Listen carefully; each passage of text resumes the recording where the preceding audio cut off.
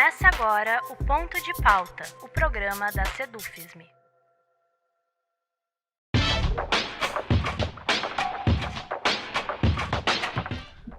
A eleição presidencial de 2022 foi tratada em diversas análises como uma das mais importantes da história política brasileira. E após esse processo bastante complexo e desgastante, iniciaram-se outros que estão longe de representar calmaria.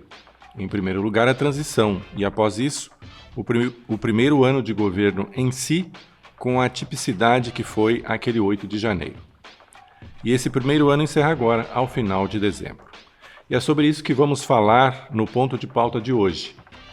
Para tanto, temos como convidado o professor de Economia Política Internacional no curso de Bacharelado de Relações Internacionais da Universidade Federal do ABC em São Paulo, Walter Pomar.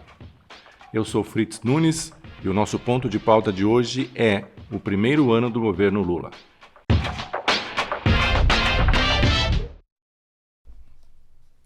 Professor Walter, em primeiro lugar, muito obrigado pela sua disponibilidade em conversar conosco. Obrigado a vocês. Professor, o governo mal tinha tomado posse e já no dia 8 de janeiro precisou lidar com a invasão às sedes dos três poderes. Falando especificamente disso, dos meios para se lidar com a chamada base não institucional do bolsonarismo e da extrema-direita, os acampamentos na frente dos quartéis e outros que tais. Qual a sua avaliação sobre como o governo lidou com essa questão da invasão, da depredação e o que esperar dessa chamada base não institucional do bolsonarismo para o próximo período? Na minha avaliação, o governo subestimou o risco. Isso fica claro nas declarações do ministro da Defesa, que dizia que nos acampamentos havia pessoas democráticas, familiares e amigos dele. O comandante do Exército escolhido teve que ser substituído depois. Então, na verdade, o governo subestimou o risco da extrema-direita, não avaliou corretamente a disposição da extrema-direita de não aceitar o resultado da eleição. Estava evidente já antes da eleição que o cavernícola estava na dúvida se ele disputaria ou se ele daria o golpe antes. Ele escolheu disputar imaginando que ganharia e, diante do resultado, ele decidiu tentar virar a mesa. Na minha opinião, o governo deveria ter escolhido um ministro da Defesa e comandantes militares dispostos a dissolver os acampamentos e a prender os golpistas antes do dia 8 de janeiro. Uma vez que o golpe aconteceu, entretanto, o governo agiu de maneira correta. O presidente Lula não aceitou fazer uma garantia de lei e ordem, como os ministros militares queriam propositalmente para viabilizar a continuidade do golpe.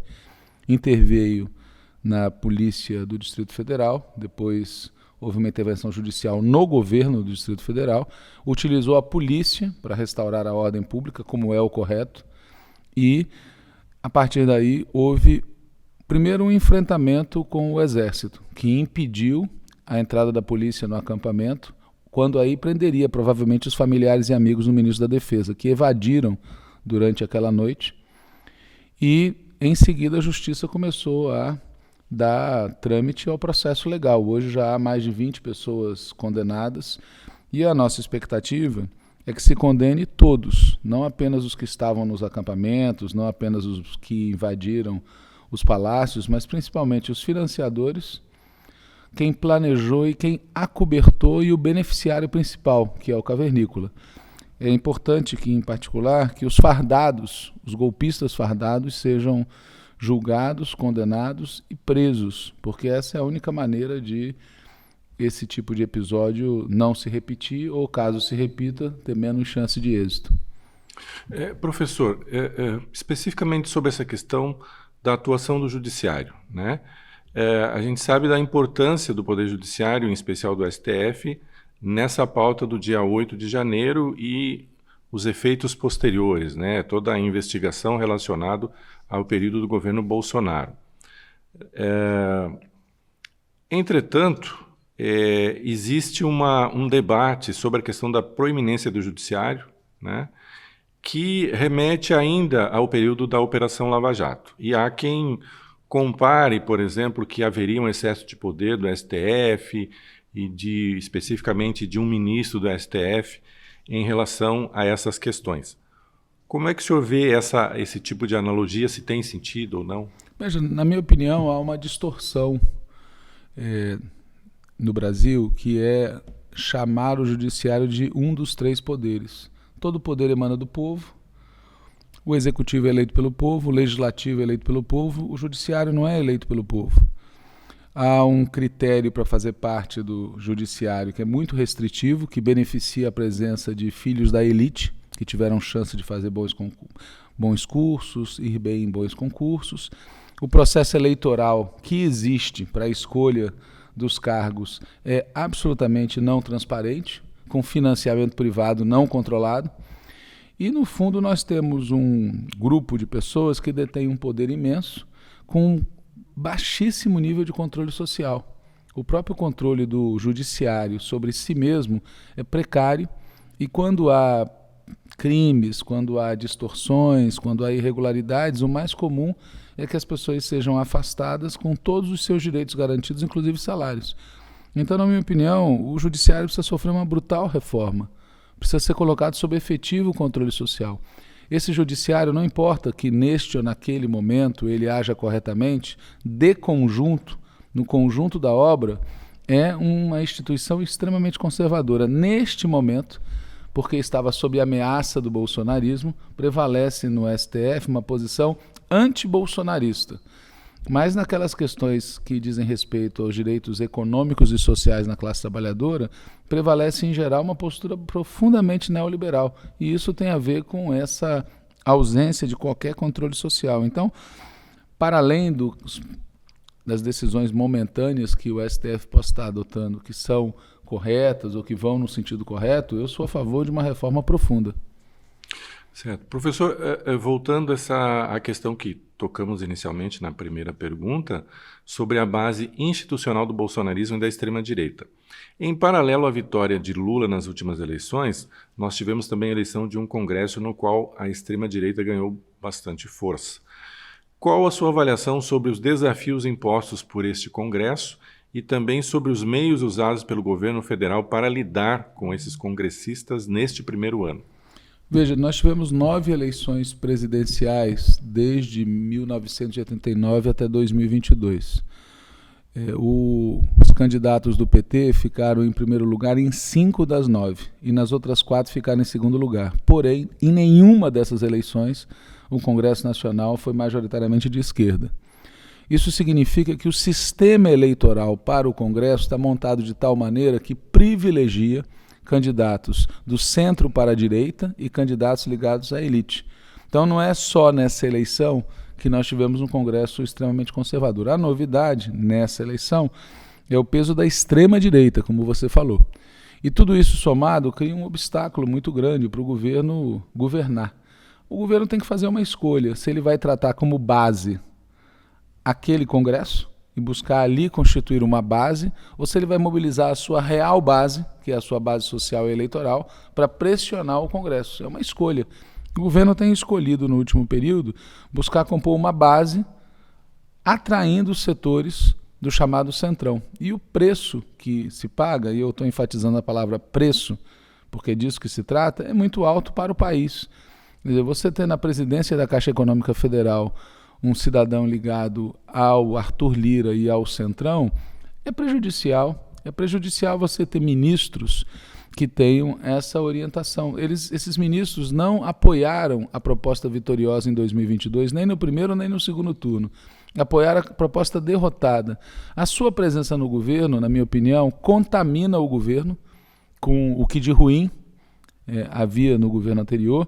E os números têm demonstrado que na hora de votar as questões de fundo, isso não se reflete positivamente. Ou seja, o Centrão, ou o pedaço do Centrão que agora integra o governo, vota naquilo que quer votar, vota naquilo que já votaria e não vota em absolutamente nada que signifique mudanças profundas. Então, na minha opinião, o governo deveria mudar a orientação.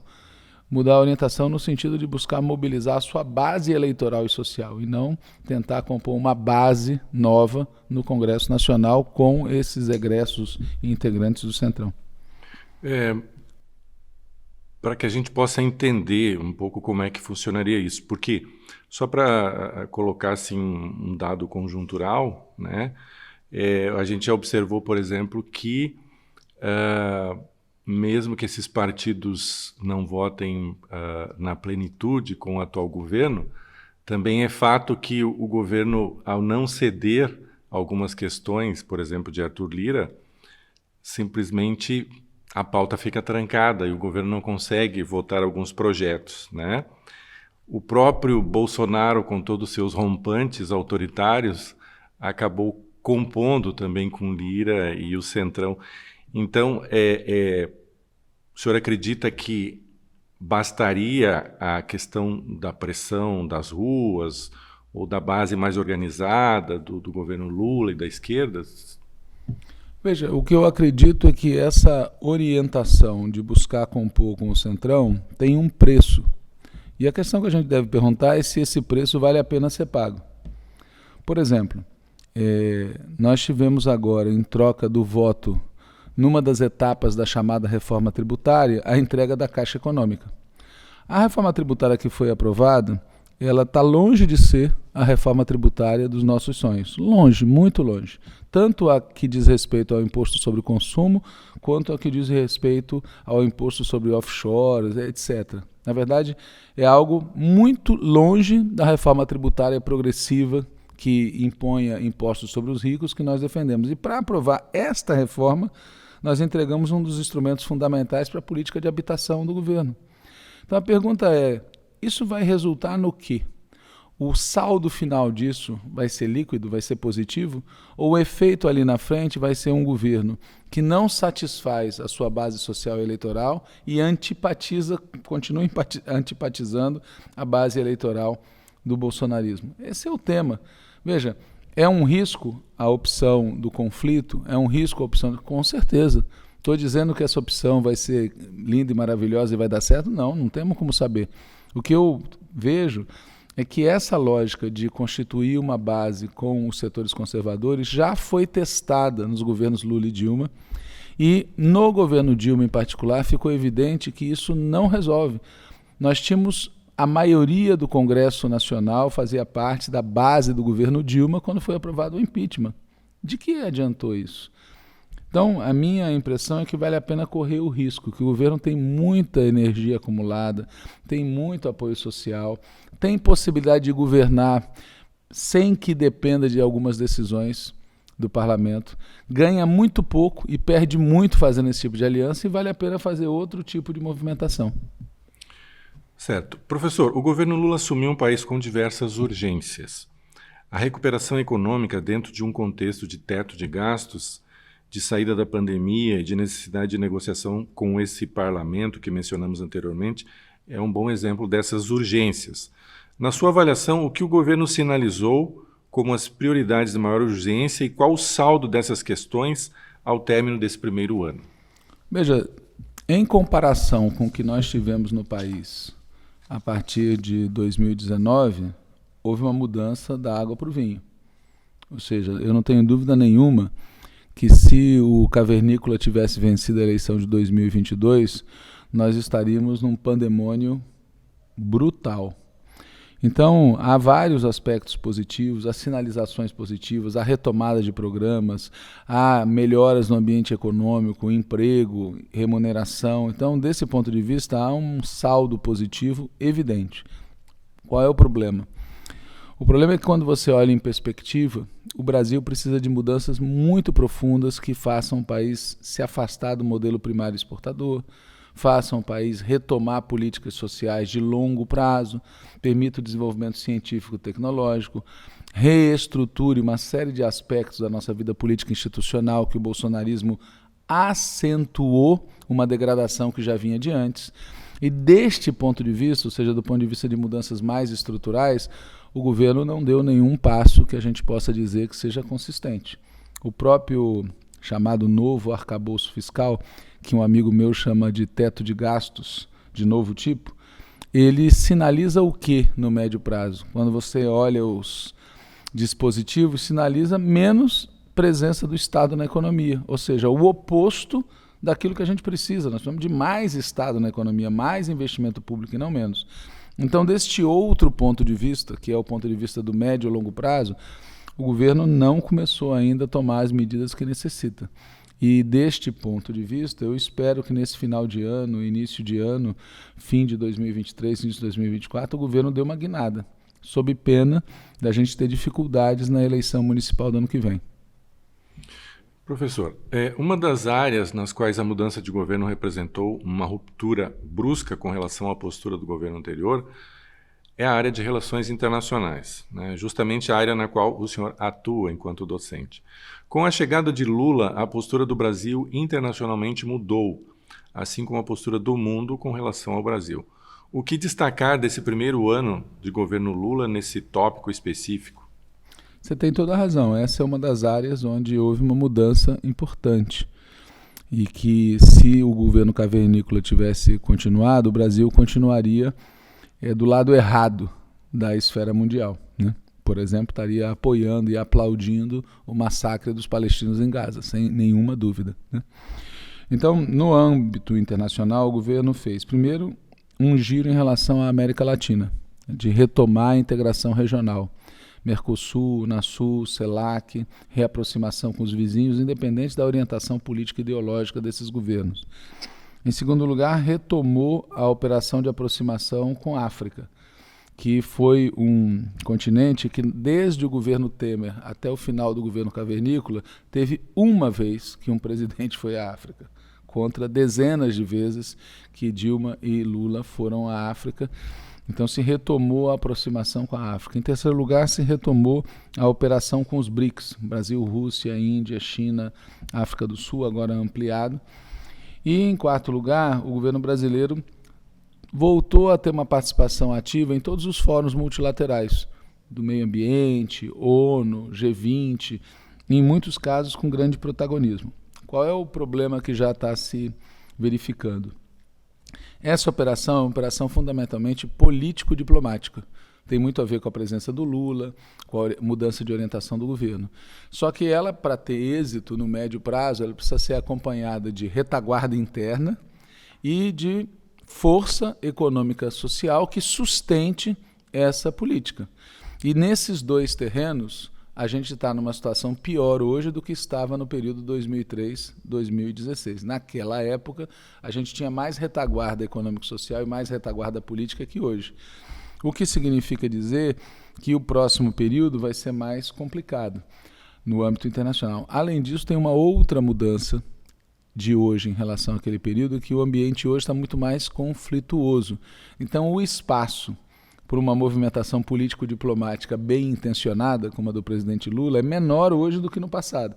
É uma contradição. Existe mais apoio popular internacional, porque as pessoas olham para o Lula e veem alguém que está disposto a tentar construir uma saída não conflituosa para tudo isso que ocorre hoje no mundo, mas, ao mesmo tempo, embora haja mais apoio popular, mais simpatia, mais aplauso, mais pesquisas indicando apoio, o fato é que, nesse ambiente de conflito, as soluções mediadas obtêm menos espaço. A gente viu isso agora no Conselho de Segurança da ONU, em que, apesar de ter apoio de 12 países, os Estados Unidos vetou a proposta de cessar-fogo apresentada pelo Brasil. Aliás, essa era também, já partindo para a finalização, uma das questões: como é que o senhor avalia, né, essa tentativa da diplomacia brasileira de mediar o conflito, né, entre Israel e os palestinos no pós-7 de outubro, tanto na questão dentro da ONU, como na questão, por exemplo, da repatriação dos brasileiros lá naquela região, e que teve, no período mais recente, a tentativa de interferência da Embaixada de Israel se reunindo com bolsonaristas, enfim. Aí o que primeiro deve ser dito é que o governo brasileiro trabalhou com as diretrizes tradicionais da diplomacia nacional, né? Então, defesa da paz, posição contrária a qualquer ato militar contra não combatentes, contra civis, defesa de interrupção dos conflitos e ajuda humanitária, busca de retirar os brasileiros da região do conflito, né? Ele operou como outros governos brasileiros operaram em situações parecidas, sempre com a exceção do governo cavernícola. O que aconteceu? Aconteceu que não existe disposição nem dos Estados Unidos nem de Israel de buscar nenhuma saída negociada. A posição de Israel, na verdade, é destruir toda ou uma parte da faixa de Gaza, ampliar a presença dos assentamentos naquela região e expulsar a população palestina do território que é da Palestina, segundo a ONU, não segundo os palestinos, segundo a ONU. Né? Então não há disposição alguma. O governo de Israel disse várias vezes que se considera que tem o direito de se defender, entre aspas. Esse direito, da maneira como ele é exercido, ele, para eu ser muito explícito, ele parte do princípio da punição coletiva, ou seja, a população civil de Gaza é punida coletivamente pelos atos cometidos pelo grupo que se opõe ao governo de Israel. Essa punição coletiva fica ainda mais grave porque ela é exercida por uma potência colonizadora, ou seja, Israel está ilegalmente naquele território. E mais grave ainda, como é força ocupante, toda força ocupante, segundo a legislação internacional, tem obrigações para com a população civil. Então, essa afirmação que vários ministros fizeram de usar bomba atômica, que não há inocentes em Gaza, que ali existem animais humanos, esse tipo de afirmação revela uma conduta nazista frente à população civil, né? Pois bem, nesse contexto, a chance de buscar uma interrupção do conflito, corredor humanitário, fica muito reduzida. E para agravar, o governo de Israel visivelmente utilizou os brasileiros em Gaza como reféns, e teve a solidariedade criminosa, antinacional, do cavernícola e dos seus apoiadores aqui, e teve digamos assim, um comportamento do ponto de vista diplomático inaceitável. O embaixador de Israel no Brasil tem que ser expulso. Ele participou de reuniões com a oposição, deu declarações ofensivas, contribuiu para a manutenção de brasileiros em estado de alvo para retaliação militar. Esse cidadão tem que ser devolvido para o seu país. Professor, o senhor defende a tese que circula em alguns meios de que o governo brasileiro deveria romper relações com Israel? Veja, eu acho que essa tese ela é, do ponto de vista de princípio, correta. Ou seja, o que o governo de Israel fez já motiva uma ruptura de relações diplomáticas. O que deve ser avaliado, na minha opinião, é, primeiro, há uma escalada de medidas que podem ser adotadas antes desse ponto. E do ponto de vista prático, seria muito útil, por exemplo, romper uma série de acordos que foram feitos no fornecimento de armamento, de materiais de inteligência. Por exemplo, a ABIN, agora nós sabemos, no governo cavernícola, espionou 1.800 cidadãos brasileiros usando equipamento importado de Israel. Assim como vários governos estaduais fizeram isso. Há várias polícias nos estados que recebem treinamento do governo de Israel. Há instituições acadêmicas, científicas, produtivas que têm relações. Um boicote ativado pelo próprio governo teria um efeito muito positivo, como teve contra o apartheid na África do Sul. Então, primeiro, eu acho que tem que se verificar se não seria mais produtivo uma escalada de medidas antes de acionar a ruptura de relações diplomáticas, que, como eu falei, do ponto de vista de princípio, é uma medida correta. E, de outro lado, é que se avaliasse, do ponto de vista da solução para o conflito, se o melhor que o Brasil tem a fazer é romper relações ou mantê-las, mas com uma postura muito mais dura, tá certo? Porque a postura do governo Lula em relação a Israel nesse episódio foi muito mediada pela necessidade de tirar os brasileiros de lá. Agora que se conseguiu isso, não há mais nenhum argumento que leve o governo brasileiro a ter meias palavras. O que o governo, como disse o Celso Amorim, aliás, o que o governo de Israel está fazendo em Gaza é genocídio. Um genocídio visto pela televisão. E o governo brasileiro tem que ser parte da denúncia e da pressão internacional para que isso cesse. Certo. Professor Walter, eu gostaria de agradecer pela sua atenção e disponibilidade em conversar conosco. Eu que agradeço. Assim encerramos aqui o nosso ponto de pauta de hoje, que contou com a presença do professor da Universidade Federal do ABC em São Paulo, Walter Pomar. Essa edição do Ponto de Pauta, como de costume, está disponível em vídeo e podcast nas nossas redes sociais e no nosso site. O endereço do nosso site é www.sedufsme.org.br. Obrigado pela audiência e até a próxima.